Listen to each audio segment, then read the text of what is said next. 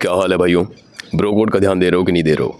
जो मर्द कम्युनिटी के बीच में एक भाईचारा हुआ करता था, उसका ध्यान दे रहे हो कि नहीं दे रहे हो? क्योंकि आज की डेट में तुम खुद देख रहे हो कि सब चीज़ें हमारे अगेंस्ट होती जा रही हैं, चाहे वो लॉज हो या फिर हमारी सबसे स्ट्रॉन्ग टीममेट वुमन, वो भी हमारे ऑलमोस्ट अगेंस्ट होती जा रही है। इस केस में हमारा फर्ज बनता है कि हम एक आदमी होने के नाते दूसरे आदमी का सपोर्ट ज़रूर करें। रास्ते में कहीं भी जा रहे हो, बूढ़ा, बच्चा, बड़ा, भाई, साथ का कोई भी मिले, जैसी भी हेल्प करने का मौका तुम लोगों को मिले, उसकी हेल्प ज़रूर करो। क्योंकि आज की डेट में एक आदमी का दूसरे आदमी को सपोर्ट करना बहुत ज़्यादा ज़रूरी है। जहाँ पर एक आदमी के लिए कोई खड़ा नहीं होता, वहाँ पर तुम मेरे भाई एक ऐसे आदमी होनी चाहिए जो उसकी हेल्प करने के लिए खड़ा होगा। कहीं पे भी, स्कूल में, रास्ते में, कॉलेज में, कहीं पर भी तुम्हें जैसी भी हेल्प करने का मौका मिले ज़रूर करो। और डेली बेसिस पर तुम किसकी क्या हेल्प कर रहे हो नीचे कमेंट करके ज़रूर बता देना। इमेजिन करो कि तुम्हारे साथ किसी ने कुछ क्राइम किया, ठीक है, और वो क्राइम तुम्हारे साथ कई सालों तक चलता रहा, बहुत सालों तक उसने तुम्हारे साथ टॉर्चर किया। उसके बाद जब तुम उसके चंगुल से छूटते हो, तो कुछ सालों बाद जब तुम अपने आप को रिकवर करते हो, तब तुम उसी क्रिमिनल के, जिसने तुम्हारे साथ पास्ट में टॉर्चर किया था, उसके फ़ैन हो जाते हो। उसके जीने का तरीका, उसकी सोच, उसके रहने का ढंग, उसका ड्रेसिंग सेंस, सब कुछ तुमको बहुत ज़्यादा अट्रैक्टिव लगने लगता है। और तुमको लगता है कि ऐसे ही तो जीना होता है, यही तो हमारी फ्रीडम है। नहीं समझ में आ रहा ना क्या बोल रहा हूँ? मैं वीडियो में आगे तुम लोगों को समझाता हूँ। एक वीडियो दिखाता हूँ, ध्यान से देखना। Does body count matter in a relationship? No. No fucking way. Not at all. All of that to find me. It's okay. So what should be your partner's ideal body count? I don't know. Maybe like 10 or 15. 12 to 15. Yeah, exactly. अब इस video में लड़के ने पूछा कि आप अपने partner से कितना बॉडी काउंट एक्सपेक्ट करते हो, और लड़कियां बोलती हैं मिनिमम 12 से 15। अच्छा, और फिर यही लड़कियां बोलती है वी डोंट ट्रस्ट मैन। ऐसी लड़कियों को बोलता भी कौन है कि ट्रस्ट करो? क्योंकि ये जिनके साथ अपना बॉडी काउंट बढ़ा रही है वो भी तो एक मैन ही है। मेरे समझ में नहीं आता कि इनका कॉमन सेंस जाता किधर है। बात करते टाइम इनको मना किया जाता है क्या? फेमिनिस्ट इनको मना करती हैं क्या कि अपना भाई बात करो तो अपनी बुद्धि बंद करके बात करो? बिल्कुल मंद बुद्धि होकर बात करनी है, टोटली इलॉजिकल, टोटली नॉनसेंस। और एक बात जरूर ऐसी बोल देना जिससे पता चल जाए कि IQ लेवल है माइनस में। मैंने इंटरनेट पे बहुत सारी ऐसी रील्स देखी हैं जिसमें वेस्टर्न कपड़ों को लेकर इतना ज्यादा फेंटेसाइज करना, इतना ज्यादा सुपीरियर समझना, लोग समझते हैं कि यही तो हमारी फ्रीडम है। उनको अगर मना कर दिया जाए कि वेस्टर्न कपड़ों को इतना ज्यादा प्रायोरिटाइज मत करो, हमारा कल्चर कुछ और है, उनका कल्चर कुछ और है, तो इनको लगता है कि हमारी फ्रीडम छीन गई। सेम रील मेरे सामने कल आई, मैं तुम लोगों को दिखाता हूं।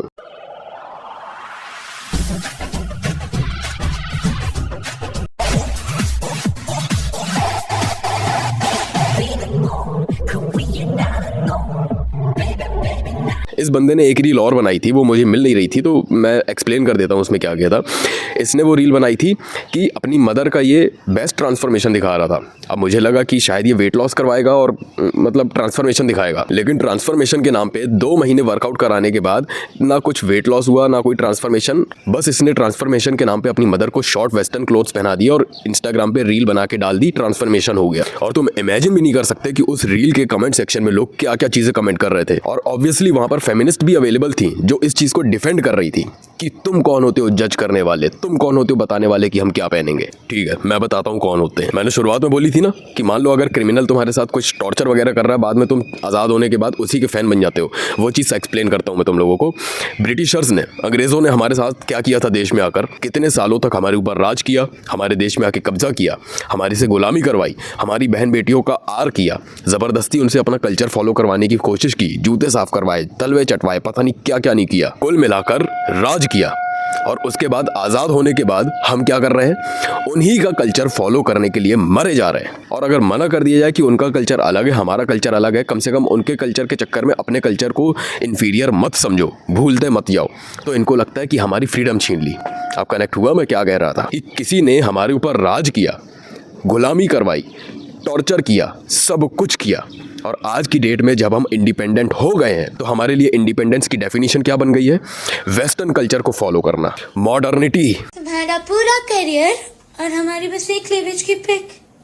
Got it? ये लोग आज की डेट में भी मानसिक रूप से गुलाम है।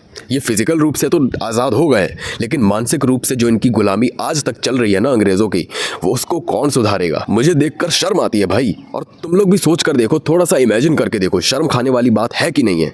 जिस अंग्रेज़ों ने हमारे ऊपर इतने अत्याचार किए, कितने लोगों की जानें गई, राज किया, गुलामी करवाई, आर किए, ज़बरदस्ती नाजायज़ बच्चे पैदा कर रहे और पता नहीं क्या क्या नहीं किया भाई। और उन्हीं के कल्चर के चक्कर में हम अपने देश में, अपने आपस में, अपने घर में लड़े मरे जा रहे हैं। क्या तुमने कभी भी किसी भी अंग्रेज़ को इंडियन कपड़े पहनने के लिए या फिर किसी भी कल्चर के कपड़े पहनने के लिए लड़ते मरते हुए देखा? जिस तरह से हमारे देश में ये सब चीज़ें चलती है, जिस तरह से हमारे देश में मॉडर्निटी के नाम पे और ये सब चीज़ों के नाम पे वेस्टर्न कल्चर के लिए लड़ा मारा जाता है कि हमें कपड़े पहनने नहीं दे रहे, हमें ये नहीं करने दे रहे, हमारी फ्रीडम छीन ली। क्या उनको कभी ये चीज़ करते हुए देखा? क्या जितना सुपीरियर हम उनकी चीज़ों को समझते हैं, क्या हमने अपनी चीज़ों को समझा या फिर क्या वो हमारी चीज़ों को उतना सुपीरियर समझते हैं?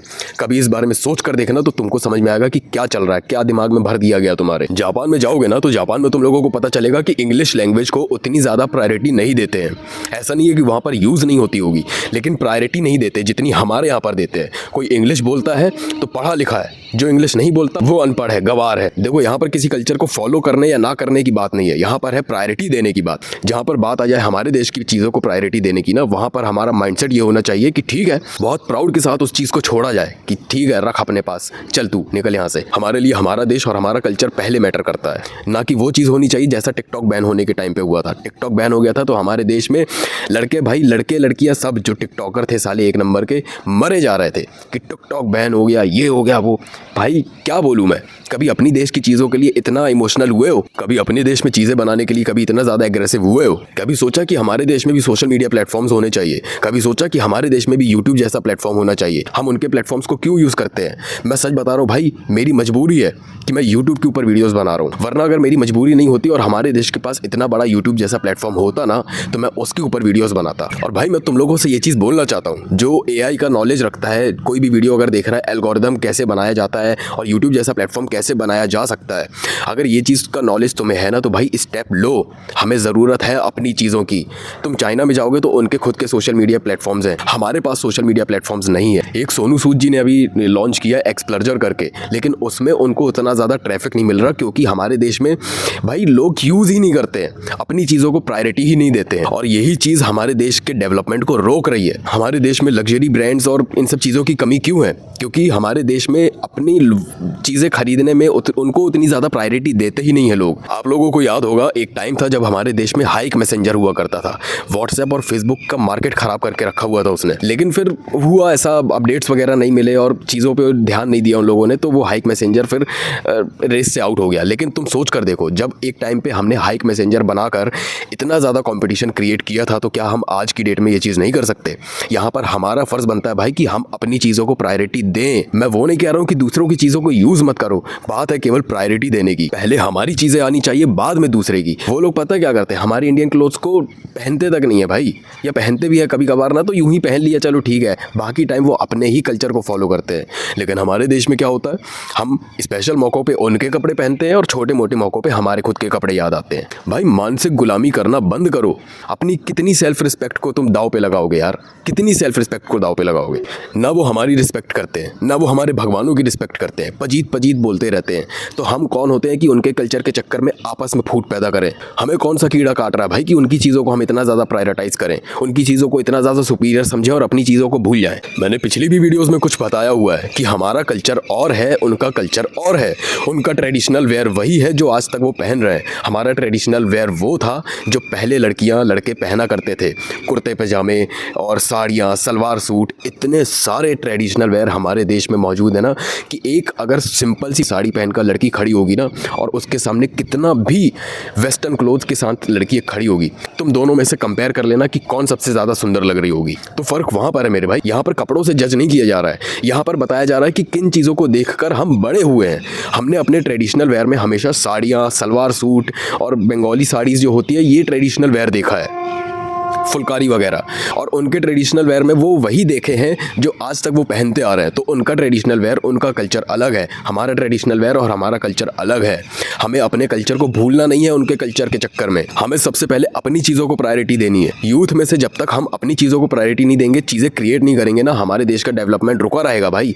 यहाँ पर केवल सरकार को ब्लेम नहीं किया जा सकता, सरकार के साथ साथ जनता की भी ड्यूटी बनती है भाई, यूथ की भी ड्यूटी बनती है कि वो चीज़ें क्रिएट करने में कॉन्ट्रीब्यूट करे। जब तक तुम अपनी नौकरी करने वाली जॉब करने वाली मेंटेलिटी से बाहर नहीं निकलोगे ना भाई, तुम मानसिक रूप से गुलाम ही रहोगे, या तो उनके या अपने देश में किसी के। मैं तो सोचता हूँ भाई कि काश मैं टेक फील्ड में अगर बहुत बड़ा क्रिएटर होता ना, तो मैं यूट्यूब जैसा प्लेटफॉर्म और सोशल मीडिया प्लेटफॉर्म्स बनाने की बिल्कुल अपनी जान लगा देता। खैर अगर नहीं हूँ तो कोई बात नहीं है, मैं अपनी नॉलेज बढ़ा रहा हूँ इस बारे में, AI में अपनी नॉलेज बढ़ा रहा हूँ और चीज़ें सीख रहा हूँ कि किस तरीके से ऐप क्रिएट किया जाता है, यूट्यूब जैसा ऐप कैसे क्रिएट कर सकते हैं। ये सब चीज़ों में मैं अपना बढ़ा रहा हूँ दिमाग, और फ्यूचर में मेरा इन चीज़ों के ऊपर स्टेप लेने का बहुत ज़्यादा मन है। तो मैं ट्राई करूँगा कि अपने साथ बड़े बड़े जो टेक क्रिएटर्स हैं उनको मैं शामिल करके इस चीज़ के लिए कंट्रीब्यूट कर सकूँ। बाकी तुम लोगों के क्या ओपिनियन है नीचे कमेंट करके ज़रूर बता देना। वीडियो कैसी लगी, या पसंद आई हो या ना पसंद आई हो, कोई दिक्कत नहीं है, बस शेयर कर देना क्योंकि मैसेज पहुँचना बहुत ज़रूरी है। इसके साथ ही जो मैंने अभी बात बोली यूट्यूब जैसे और सोशल मीडिया प्लेटफॉर्म्स क्रिएट करने के लिए स्टेप्स लो, तो भाई उस चीज़ के ऊपर थोड़ा सा ध्यान देना, और बन सकते हैं तो कैसे बनेंगे उसके ऊपर स्टेप्स ज़रूर लेना। बाकी चैनल पर नए आए थे और रायपुर की जर्नी मेरी पूरी जानना चाहते हो